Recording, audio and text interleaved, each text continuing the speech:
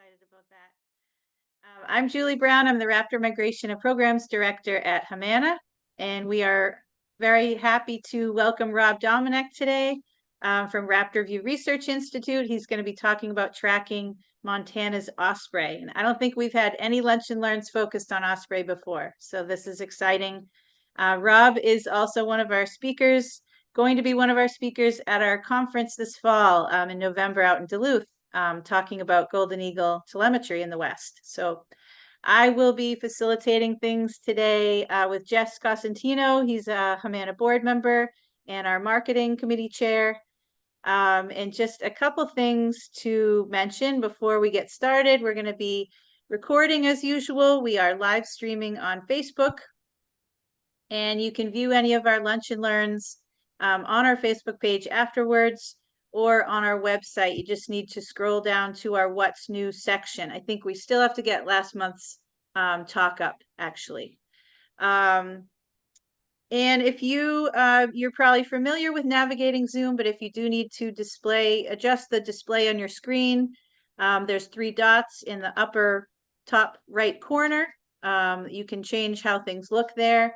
We have disabled the audio and visual video for everybody, and we found that's the best way to reduce distractions. But even though you are muted, we can't see you. We love connecting with all of you. So as usual, use the chat to let us know where you're tuning in from, maybe what Hawkwatch you represent. And you can always put your questions in there or comments, and Jess will be monitoring the chat and will ask Rob those questions at the end of the program. And if you don't already receive HMANA's e-newsletter, you can add your name and email address in there, and that goes out twice or so a month. And you can stay up to date with HMANA news and events. So with that, I will turn things over to Jess to introduce Rob. Sure, thanks. Rob Domenech, Executive Director of Raptor View Research Institute, graduated from University of Montana in 2002 with a wildlife biology degree. He worked throughout western Montana for much of the 1990s, scouting for suitable sites to establish the first fall raptor migration ridgeline banding study in Montana.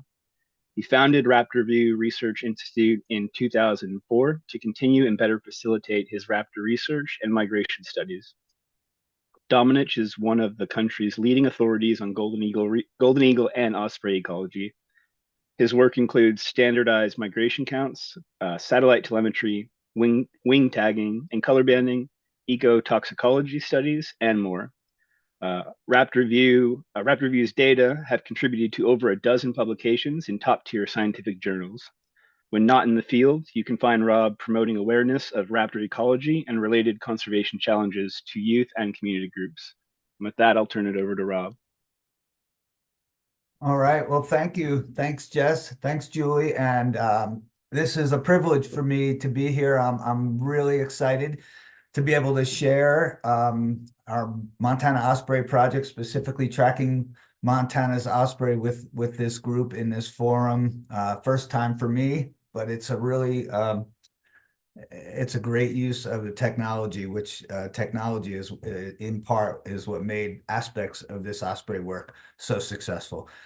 Before I get started, I want to recognize my counterparts in this study, Adam Shredding and Brian Busby with Raptor View Research Institute, who helped me build this talk, as well as Eric Green, who also has had a huge part in this project and in this talk.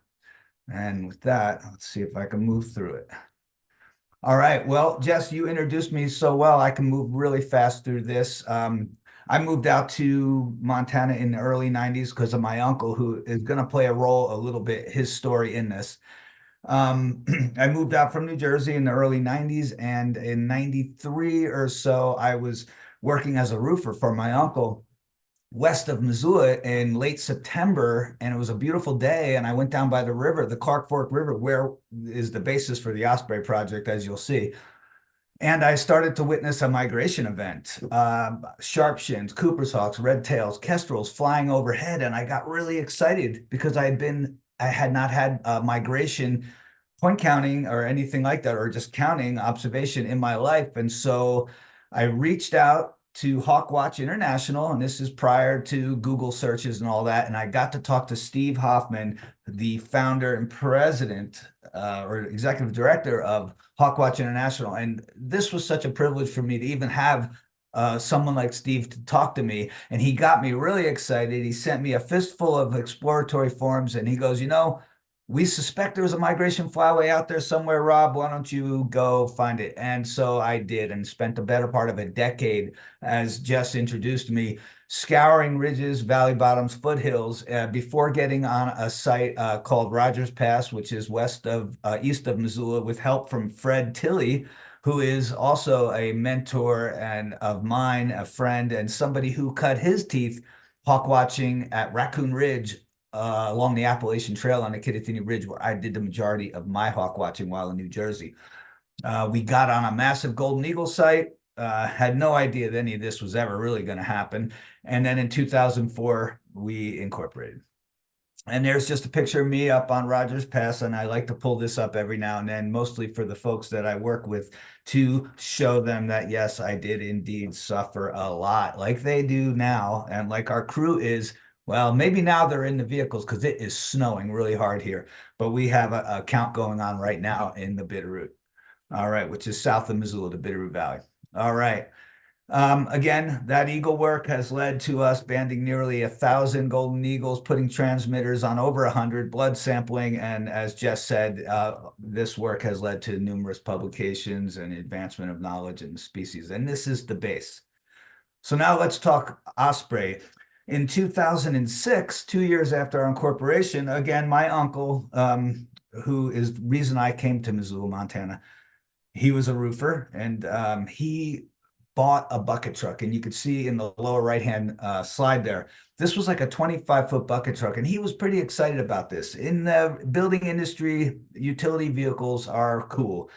And while he was talking about what you might be able to do with roofing, I right away started thinking, wow, with that, we could access osprey nests.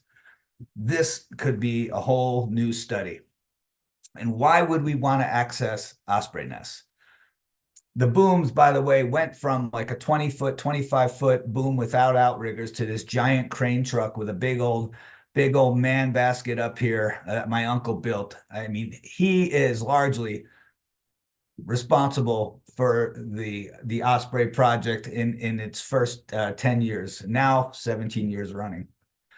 So why would we want to study osprey? Well, Missoula is located basically at the downstream terminus of the largest Superfund complex in the country, running from Butte to Missoula. Historic mining, copper mining, silver, gold mining in the region for many, many decades has led to contaminants in the watershed, which prompted the EPA to put it on their priority list for cleanup.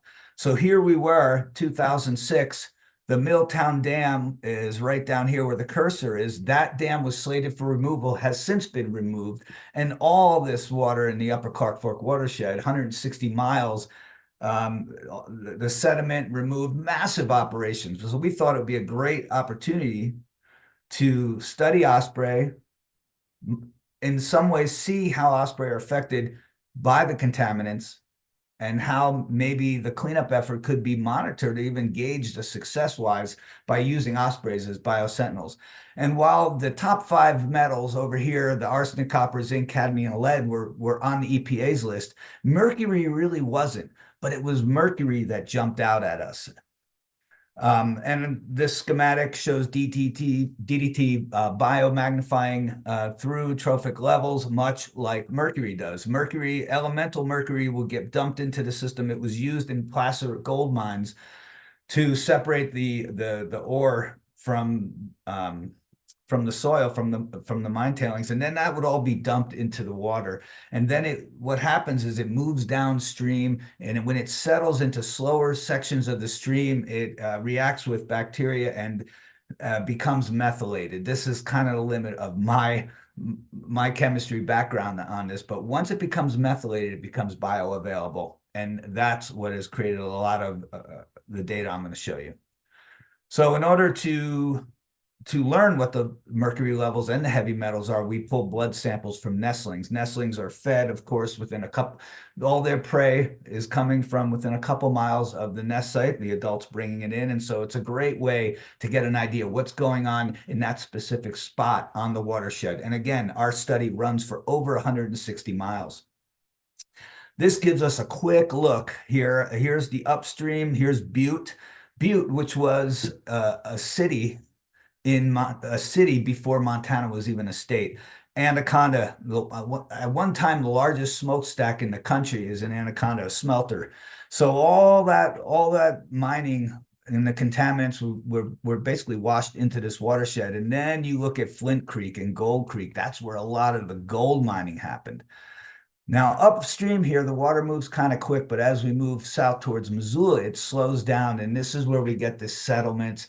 And I can't see it in this slide. I'm assuming you guys could see it. I'm going to mess with something here. Let me see. Okay, there it is. I have these slides active. I just want to draw your attention to those 5 micrograms per kilogram for the upper limits of mercury. And we're looking, these bars are of mercury, because mercury really jumped out as the primary toxin in this system when it comes to osprey. And 5 milligrams is the upper limit.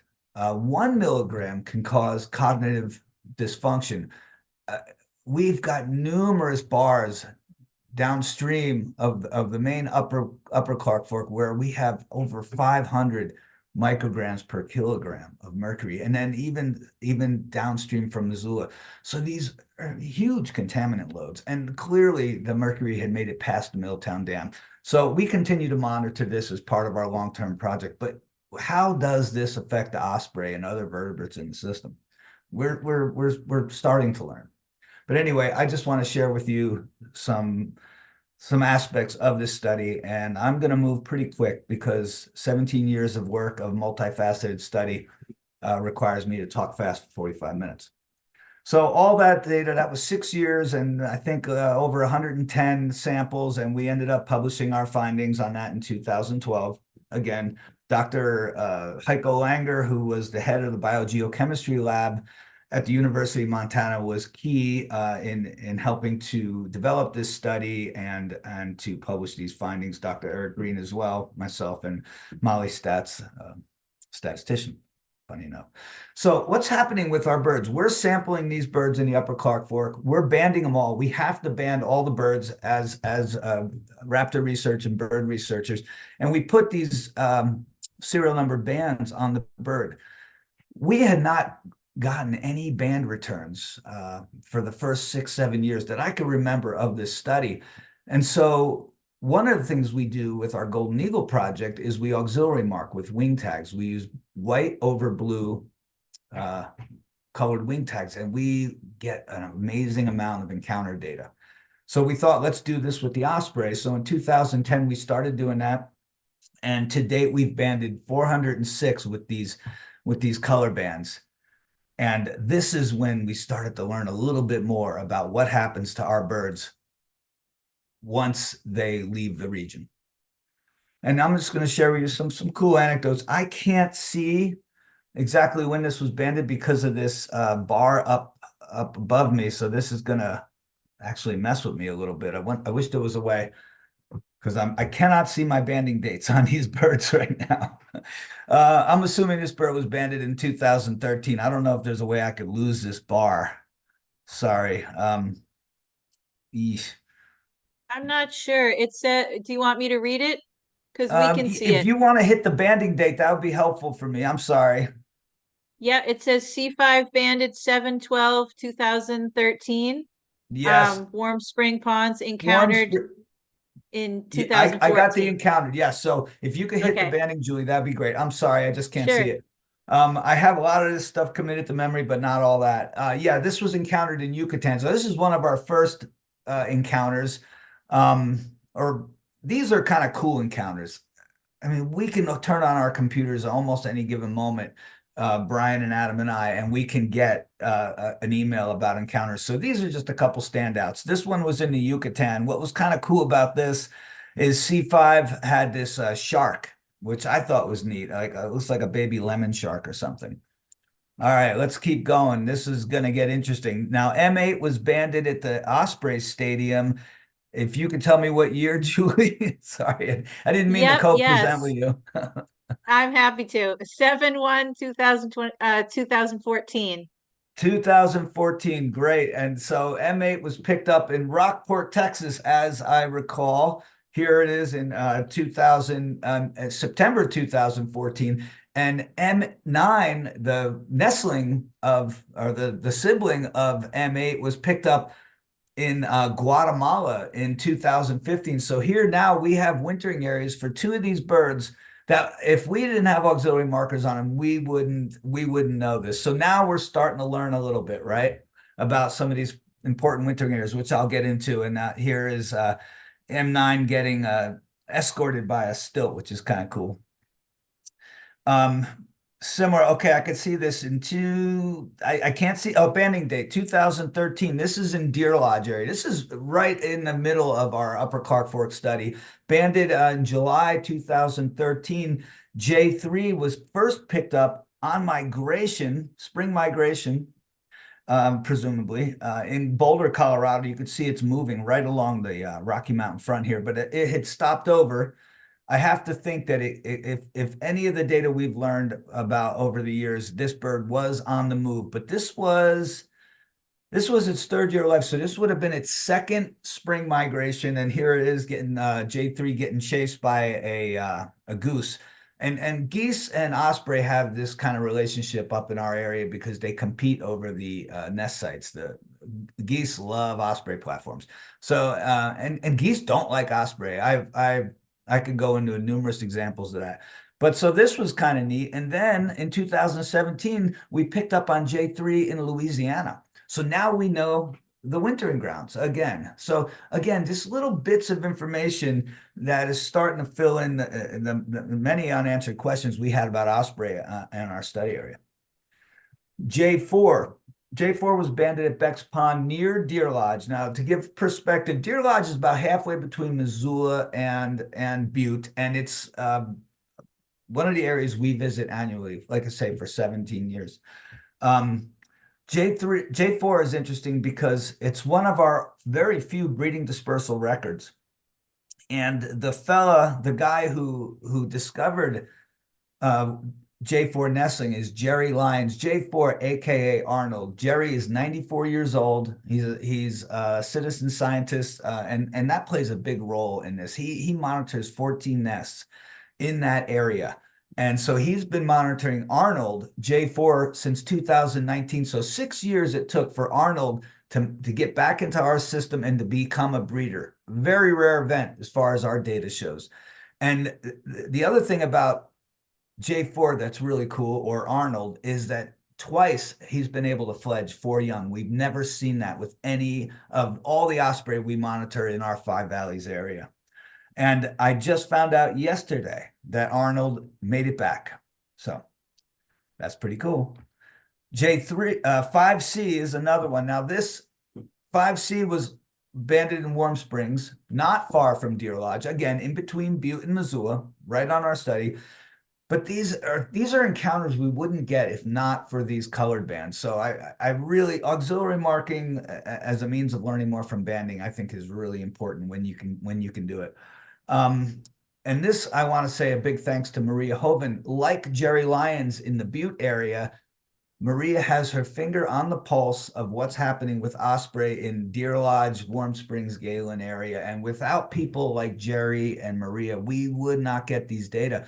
And all the bird watchers and photographers out there, naturalists that report these data to us, these band encounters, it's huge. So here we got 5C, time of banding.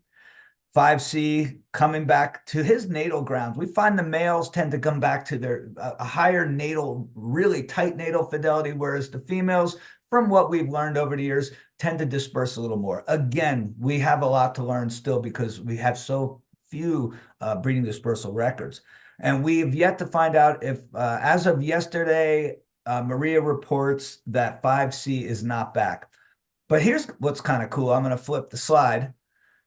5C from 21 to 23 has been breeding there and has been breeding with green 90 over B. 90 over B is part of the Greater Yellowstone Osprey study, and Marco Rastani banded this bird. So we have a cross study sort of thing going on here, which is kind of fun. And I'm gonna touch it on that again when it comes to our telemetry work. But that's a good shot of 5C, the male, nice clear white breast, and this sort of lightly speckled breast female, 90 over B. This is kind of a cool encounter too. And again, I can do a long talk just on encounters. So I'm going to keep trucking because I tend to get a little bit long-winded.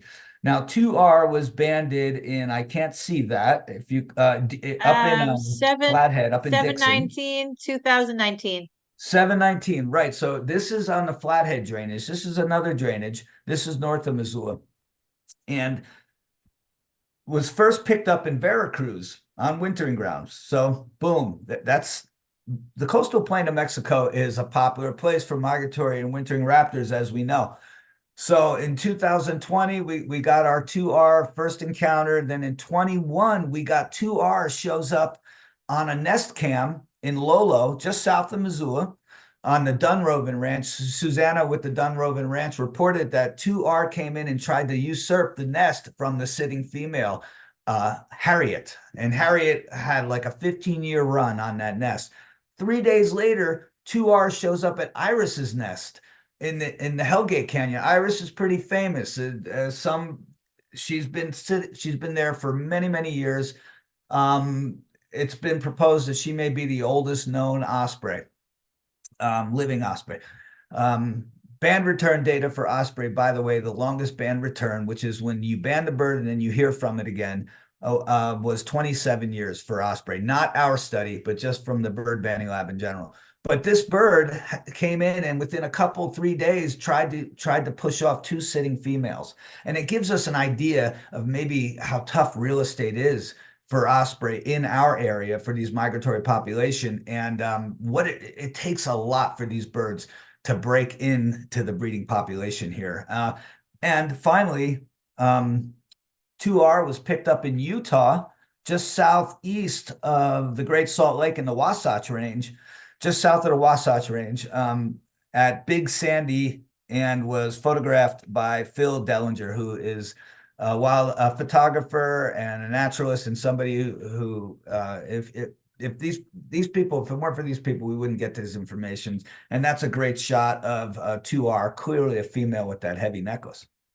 And this is what our encounter data look like. And we see the Gulf Coast of Louisiana and Texas is huge. Coastal plain of Mexico, Central America. These are our wintering areas for our osprey. And what's really cool about these auxiliary marking is we've got roughly a 17% encounter rate. Most of those are alive and well, which is really neat because traditionally raptor bands, when you hear from the bird that you banded, if it's just the USGS band, it's going to be almost always a mortality. So auxiliary marking gives us an opportunity to get these encounters, sometimes multiple encounters, sometimes thousands of miles apart, and to help us learn more. It's a very affordable way to gain more information on our study species. And osprey are perfect for that because osprey are where we are, along waterways and beaches and such. All right, so now we've taken it to the next step. To sort of augment this study, we moved down into the Bitterroot Valley, and we wanted to learn a little more, and we had the opportunity to put some transmitters on birds. So we partnered with MPG Ranch, which is a conservation ranch south of Missoula in Florence, and I think it's about 17,000 acres, and all kinds of great conservation restorative work going on the ranch. We had 3 osprey platforms on the ranch, and we partnered with MPG to see what happens with family groups. Starting off, let's put transmitters on entire family groups and see what we learn. Now, to catch family groups means you got to catch adults. And I can't read my slide, but it doesn't matter. These transmitters give us an interesting, remarkable look into the lives of these birds. And this gives you an idea of what all these tracking data. I think we had 59, 8 adults, 59 youngsters, or 59 total. I don't remember what that slide said because I'm just going off my head, but 8 adults and a bunch, and about 51 maybe juveniles. But look at this mass of tracks. Each one of these birds tells a story. We watch these birds every 3 days. Every single one of them over the years, we've tracked them ourselves on the computer. And you see these ones that are moving out here to the east.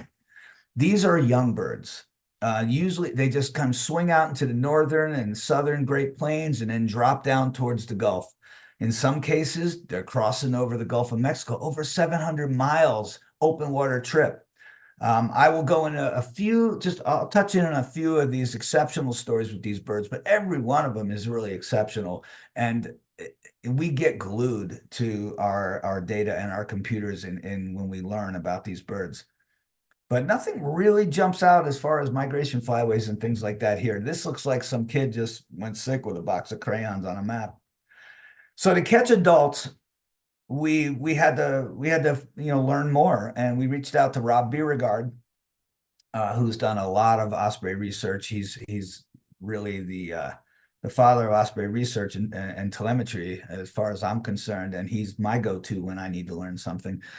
And he came up with a version of this. He called it the noose igloo, and it's basically one inch welded wire that we form into a cone, and it's festooned with hundreds of 30-pound monofilament nooses. What we do is we remove the good eggs, carefully place them in a container or a cooler to make sure they don't get injured. We put addled eggs in, and we find addled eggs or dead eggs in a lot of the nests. So we end up collecting quite a few of them, and I've got quite a few in my refrigerator, which, if you have anybody visiting your house, you have to be a little careful. And if they're going to crack an egg, I had somebody say, wow, these are awesome eggs. I'm like, don't break that egg. Don't break that egg. Some bad thing might happen. But anyway, we put the addled eggs in, and then we wait. And it only takes a few minutes before the adults want to get down. It's kind of a dirty trick, but it works really well. And it works really well for if you have to capture an adult for rescue purposes, which I'll touch in on a little bit. But once the bird comes down, it lands like you see up here, and it's pitched at like a 45-degree angle. So it even lends itself further to really snagging the birds up. As soon as it gets snagged, we raise up in the bucket truck and we secure the bird. Another way we catch them is by using these fish. Again, this is capturing adults. Going into a nest and grabbing nestlings is easy compared to capturing adults. So we put these monofilament nooses through a store-bought rainbow trout. We float it down the river. And if we're lucky, we snag it. And here we see Adam. That's Adam Shredding, who's been with us for over 10 years, and me and Tyler. He formerly worked with us, and we actually captured an adult female there. We were very excited. We put the transmitters on these birds. This is a 22-gram solar-powered unit. This happens to be on a young bird. You could tell by these scalloped edge feathers. And we fasten it with this cross system backpack harness. And it's a sort of a goofy model, let's face it, but it does give us a chance to illustrate how this works. This is a cotton thread. Now, if the birds pick at that, that's where this whole thing connects. And you can see we got elastic in here to allow for growth and a comfortable fit for your bird. And if they get tired of it and they pick at that, these straps will break away and the transmitter sloughs off. And with Osprey, they tend to really just carry they accept their transmitters right away, is what we have found, as do red tails. Eagles mostly, but sometimes they don't like it. They'll tear it off in a week. But they get right back to the business of being Osprey.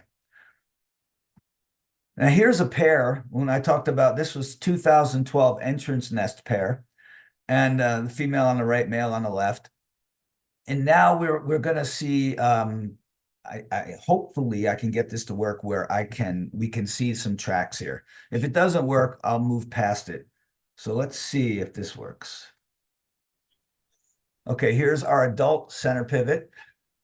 Adam made these in 2012, but they're still good to use. Look at that adult bird. We don't see any of that wandering out into the Great Plains or Southern Plains here. Direct route right to the coastal plain of Mexico. And then in spring 2013, right back up. That bird looked like it even might have even gone up to Ghost Chutes there. No, Wasatch, just east of the Great Salt Lake. And again, little time wasted. Let's go to the next one. That would be, and now here's the female.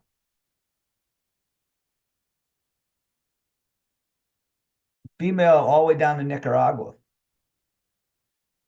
And we find, these birds spend more than half the year away from each other, but they tend to get right back to the nest site within days of each other. Again, very direct routes. And depending on the adults, I mean, they may select for completely different wintering areas. And in fact, we find that they do. So here is we have these red pins. This represents our adult female, and then this was an adult male. These are other locations, but these were, I believe, a mated pair. And while one of them might select for this beautiful lagoon area on the Pacific in Nicaragua, the other might settle for a Dow chemical plant near Houston. But the chemical plant in a lot of ways is pretty safe, less the pollutants, I would only imagine, because nobody's allowed to get there. So the birds do have a little bit of isolation. But again, completely different wintering habitats and wintering regions to come back to the breeding grounds. And again, these narratives that play out for these individuals are multiple. And here I'm just going to pull a couple out really quick.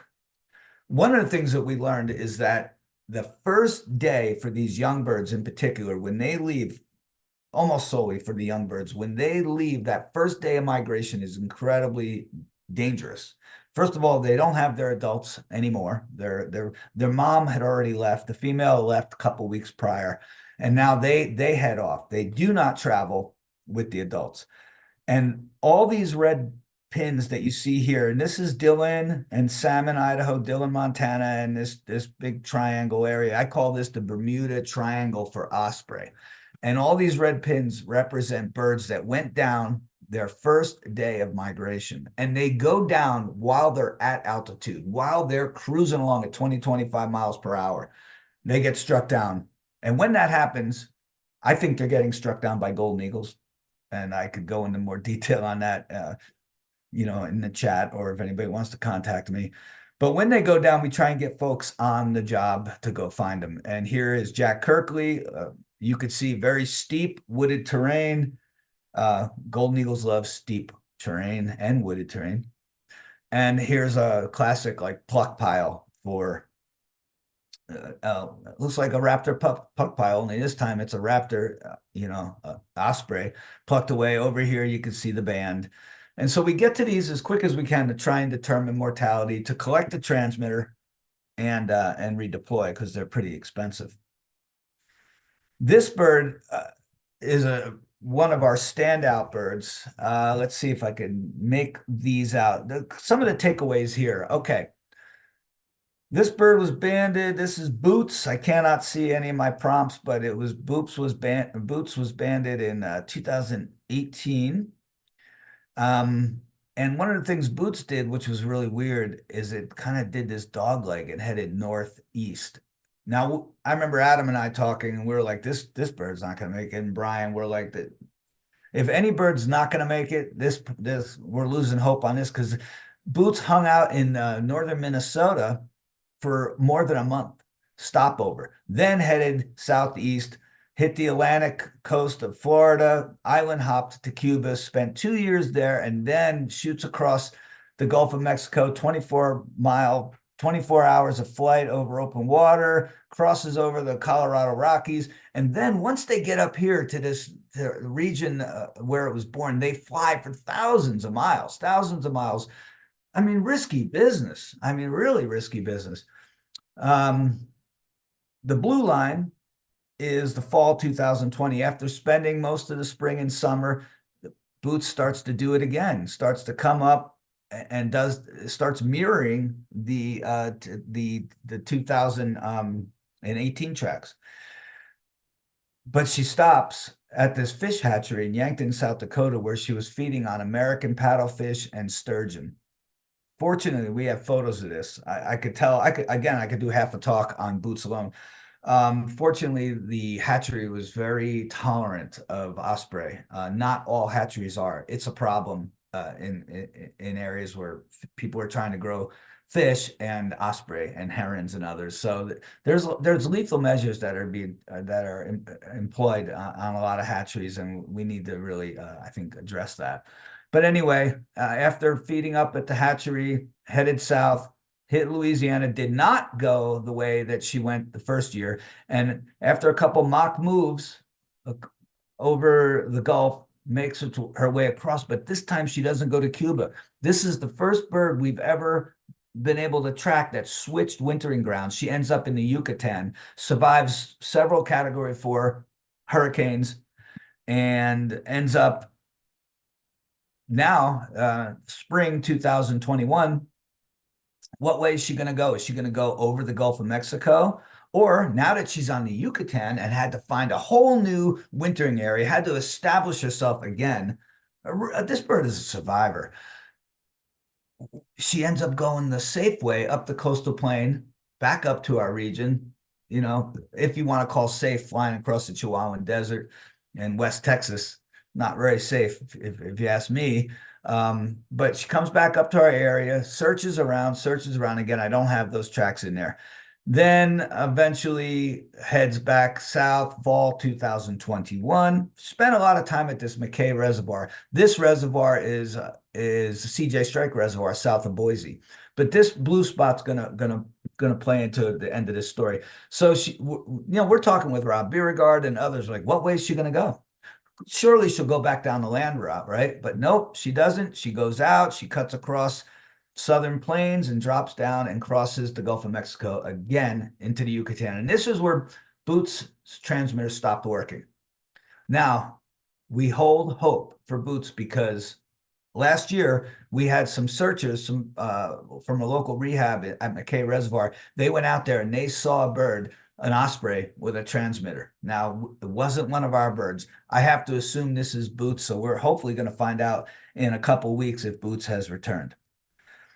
Here's another bird. This is Kelly. The neat thing about Kelly, and named after an island here in Montana, Kelly Island, this is the landowner down here to the right. They have the platform on their property. They love their osprey. Kelly is the son of a bird that we banded in 2012. It took nearly 10 years for this bird to show up in breeding. And that was probably 5 miles where this male was born from where he was breeding. So Kelly did what a lot of young ospreys don't do and hauls straight south, almost 2,000 miles in 12 days, covering 160 plus miles a day, gets down to San Rafael, north of Veracruz on the coastal plain of Mexico again. Okay, we're safe. I mean, we're watching these birds. These narratives are playing out. We're sharing text. I mean, this gets exciting. So now, okay, safe, but now it's on this massive ag area. It's got to eke out a living somewhere. And it seems that it did when it goes down the end of November. We're like, oh. And then not only does it go down, but now it moves. And we're like, okay, somebody's got this bird. So with our tools at our disposal, we see that the bird its final location was in a driveway in this small little village. And then the transmitter stops. So we got a hold of Eduardo Martinez Leyva, who works in raptor migration. He's our colleague, right? So I know some people on this Zoom will know who Eduardo is. Now, Eduardo, we asked him if he could do us a favor. Well, he has to go now and finesse his way into this family and ask them about this transmitter. And as Eduardo said, people don't always take kindly to like big black Suburbans, shiny black Suburbans driving around up and asking questions. So he had to finesse this just right. He had maps, he had his wife with him, and we were able to learn that this family, here's the dad in sort of that pink shirt, and the uncle, a suspicious looking uncle with the blue Brooklyn shirt, and the little 6-year-old girl. They found the bird on a dike at one of their favorite fishing sites. They said it had been plucked apart like it had been killed by another raptor. My guess would be a great horned owl, but who knows? But it was a great teachable moment. They are aware of the migration that goes through to Veracruz, but they were still pretty amazed that this bird came from Montana. And finally, here is our one and only breeding dispersal record for a telemetered bird. and this is Avery. And the take home from this is the red blown up dots is the first migration in 2018. 2 years later, the green dots are our first spring migration. Again, Avery flies all over western Montana, eventually settles in the Paradise Valley, and which is far out of our study area, and hooks up with, again, that other study I was telling you about where we had that green 90 over B or B over 90. This is Marco Rastani's study area, and so he let us know that Avery was there. Of course, we could tell by the transmitters. The final part of this story, or at least the final, as it were, when it comes to transmitters, we know this bird's route now. So in fall 2022, this bird goes back down to Veracruz, and we stop getting a signal. We don't know what happened to this bird. The following spring, 2023, Avery shows up on the nest. It had shed the transmitter via that breakaway, presumably, and is alive and well, and we're waiting to hear if Avery shows up this year. So that's kind of cool. All right. So again, survival. That first year of survival is only the first step. What I'm getting at, it's really hard to make it into this breeding population for a number of reasons. Bald eagles are on the rise. Water temperatures are also on the rise. Fish populations down, and real estate is tough out here in western Montana for our osprey. And of all of our banded birds, we've only got 6 breeding dispersal records, 7 if you count Avery. And there may be a few others we're going to learn about this year, but that's a lot of birds. So what's happening, right? We're going to try and answer those questions. I can't get into it right now. Definitely could have something to do with those heavy metal mercury levels. Finally, twine is a big issue out here. So is electrocution. Frankly, so is like shooting, all natural. It's tough to be an osprey here, but western Montana is tough because of the anthropogenic effects too. For whatever reason, osprey bring twine into the nest.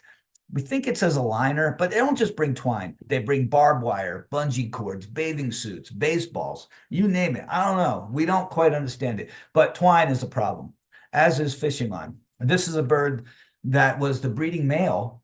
His feet were bound. He could fly, but he could not catch fish. And this was getting sketchy. Now we got to catch this bird. So we use our eagle bow net, our golden eagle bow net, as you can see here, this big old 7-foot bow net, and we baited it with a fish. I'm pretty sure nobody's ever done this before, but necessity drives you to do things. And I was held up at pre-dawn hours in an Airstream camper, and we waited for this male to come down. He came down, we caught him. There's Eric Green and I were trying to work this really heavy monofilament off of this bird's feet, freed him up, cut him loose, augmented his diet with some fish for a few days, and he was fine. He successfully raised young. Finally, we're getting to the end of it, you guys. Here's Big Nest. This is the biggest osprey nest I've ever seen. This nest is like 6 feet tall. It was massive. One day, Big Nest came down, and Eric Green rallied some biology students from a local high school. They sifted through the entire nest, gathered up all the twine, laid it out on the oval at the University of Montana. There was over a mile of twine in this one nest. It's a massive problem out here. We have some ideas for how to address it. I don't have time to really get into it here. It requires voter registration and pamphlets and hot regions. So every day, every year, we are going to see this. Every season, we will go into nests. We will run into situations like this. If they're lucky, we can pull that twine off and the birds can be all right. Not all of them are lucky, but guaranteed, we will be rescuing osprey all around our region, adults and juvies, with twine. And finally, education is a huge component of what we do. I'm about wrapped up here, you guys. I'm not sure where we are time-wise, but sharing what we do with the general public, in particular kids, is important to help them understand osprey natural history, conservation challenges, and to appreciate the birds in our region. And we do these programs every year. Osprey lend themselves pretty well to this because you can time when you're going to go up into the nest, pull the young down, and share what we do with the general public. And there's Eric Green going through the motions. It's pictures like this is when I started realizing I was going bald. I thought I had hair, and then people would take pictures of me. I'm like, that's my head. But sorry, Eric, if he's listening, but I'm a fellow baldy.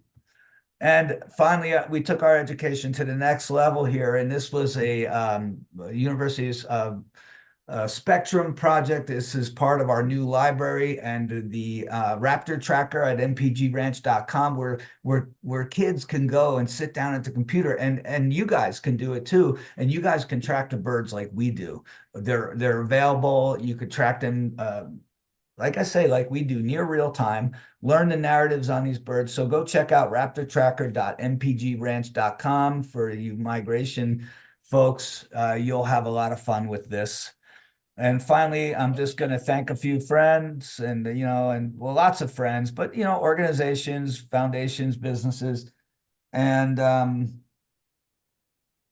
yeah. And so if you want to help support this project, come check us out on Facebook, Instagram, MPG Ranch, Raptor Map. And if you have any questions, I'll take them. And thanks again to you guys for allowing us to talk about our work here in Montana. That's All right, great. Thank you. you so much, Rob. You can back up a slide if you want and leave that up for people, or All go right. back one more slide. Yeah, just in case people want to check out some of your info. I definitely am going to go to raptorview.org. I want to check out some of those tracks and follow where your birds are going. That was incredible. Oh, thank I could you. look at those migration routes all day. I think it's so fascinating, especially some of those young birds pushing east, Oh, and it's how they change their routes over time, year to it's year, like is they hit a incredible. wall or something. It's kind of crazy. Yeah, it's again, we're nibbling at our fingernails, and I have to put this out there. As we speak, our website's being remodeled, so it's old. Like I make the joke about hair, but there may even be pictures of me with hair in that. But we are getting it. It's going to be ready in a couple weeks. It's gonna be like all new and improved. But the Facebook and the Instagram and of course the Raptor, that MPG Ranch Raptor tracker map, that system, that's really fun. So.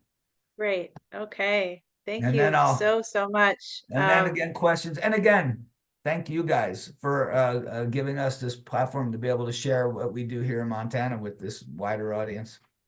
Yeah, we're happy to. I know there's a few questions, so I'll turn it over to Jess, and he can ask you some of the questions coming in. All right. Thanks for your help, Julie. I Oh, Yeah, couldn't sure. see sure. those slides. Somebody had asked a question about the twine, asking Yes. where the twine was coming from and what is it used for? The twine is primarily used for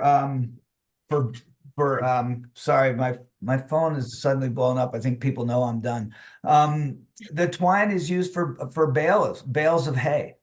And throughout winter it's used to feed cattle, and the ranchers they don't realize what a problem it is. I think some of them, they'll put it on their fences, and they see the osprey carried away, and they think, oh, it's good, it helps make the nest for the osprey. Like they don't realize the detrimental effect it has, how deadly it is. And so what we have made a pamphlet that we share with all the people in our study area, and we are trying to come up with a way of getting one of these pamphlets into every hand in a given region.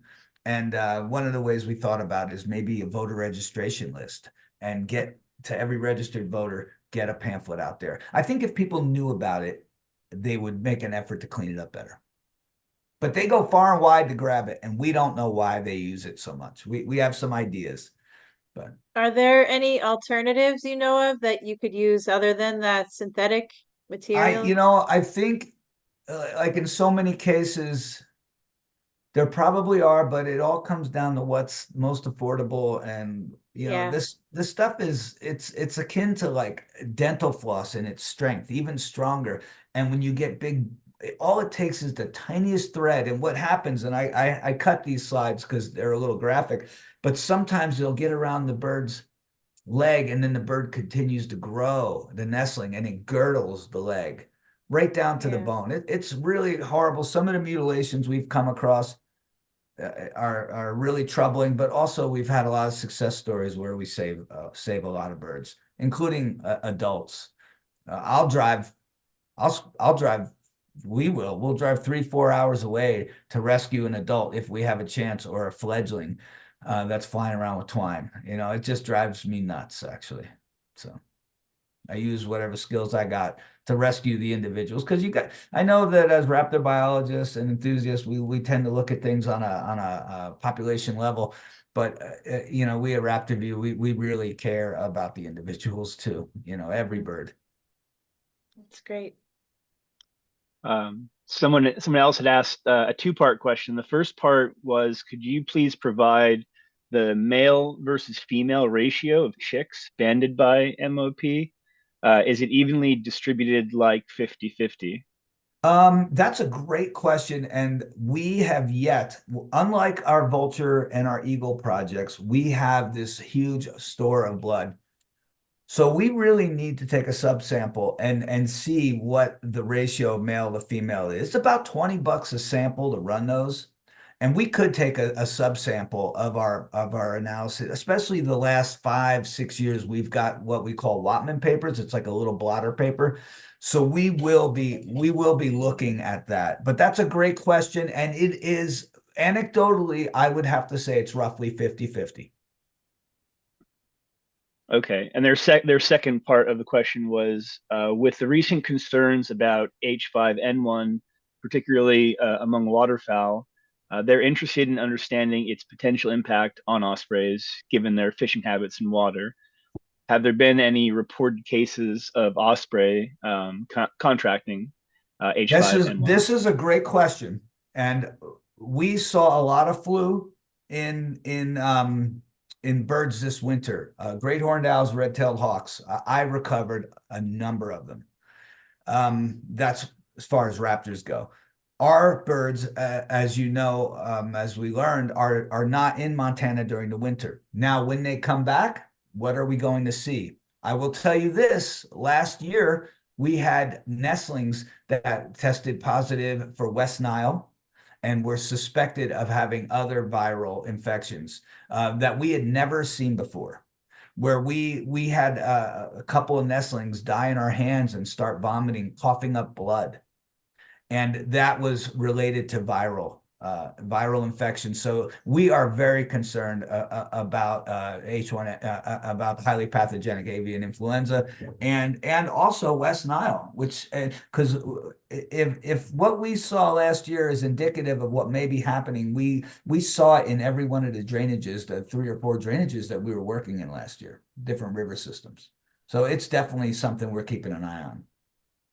And I think we really should, and we may do it this year if we can get swab, and we could swab some of the nestlings just to see if there's any resistance to it too.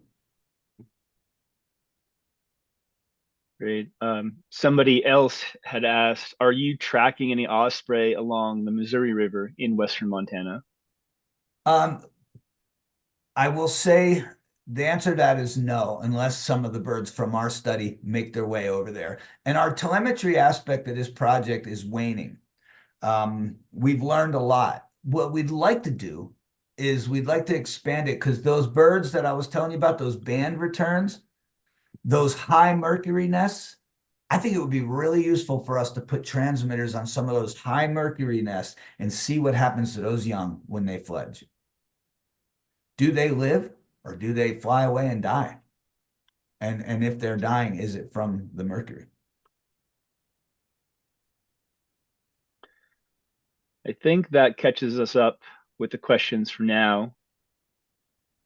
Okay. All right. I'm really amazed by those your results from band returns, just from color bands. I mean, Oh, that's just a tip of the iceberg, Julie. yeah. We've got a Well, paper that's got to come out. I can do an entire talk just on band returns. Obviously, I mean, one after another. We've got so many. They're so cool. And that is we're so excited. cool. We're going to get more. I had one I pulled out where I was leaving my house and I saw an osprey on a utility pole eating a fish. and I put my window mount scope and I zoomed in on it, and it was a bird we had banded. It was the first time it had been seen back, and that one had lost its plastic band, its Darvik band. Sometimes they do, but I was able to Yep. get the band read on that. So I mean, we're on the That's so hunt. I great. can't wait to go Yeah, look for band birds. it's a heck of a lot cheaper than telemetry, so Oh that's yes, it great. is, and it's fun. Yeah. Yeah. Um, well, I had one question just about polls. And do you put up any platforms anywhere, or is there any group That's a good working on that? question. And we do sometimes help advise placement into platforms. And I think I didn't get to this, but our study, maybe I did, our study area was basically made available to us because of platforms. The utility companies are constantly mitigating, and they have been for decades, Osprey power line interactions. And what they do is they put up deterrents, perch deterrents, nest building deterrents, and then they put up a platform, which basically, and they did this all along our study area, which made for a perfect sampling regime. But no, we Okay. sometimes advise for platform placement. Yep. Yeah, okay. Good to know. I guess that is the last of the questions. Those were great questions. Yes, thank you. And thank you so much. That was just fabulous. I really enjoyed it. Oh, I think good. we are going to have you back to talk about more about Osprey, maybe band returns. That could be a whole nother talk. Oh, yeah, and I look forward to sharing our Golden Eagle stuff in the fall, in November. Yeah, for sure. All right. So just in closing, I want to thank everybody for joining today. Thank you again, Rob. Thank you. And we are going to be hearing from Ellie Knight next month. It's our next presentation's May 15th, another Wednesday. And not raptor based, but nighthawk migration. We see nighthawks a lot during migration and count them from Hawkwatch sites. So I'm excited to hear a bit about her monitoring efforts. And we are also in the middle of Raptorathon season here at HMANA.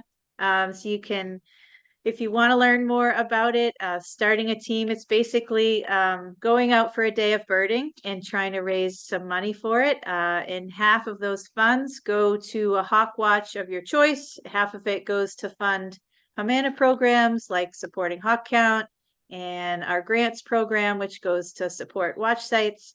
So it's really an excellent way to support raptor monitoring. You can support an existing Raptorathon team if you don't want to do your own team. So there's lots of teams listed on the website, HMANA.org, if you want to visit. And thanks for joining and supporting Lunch and Learn and our programming. You can always show your support for HMANA with a donation. And that helps outreach like this made possible, and helps us support our database hawk count and the whole migration monitoring network. So joining our kettle and becoming a member is another way you can support HMANA. And we're grateful for all your support. So we hope you join us again in May, and have a great day. Thanks Thank again, you. Rob. Thanks.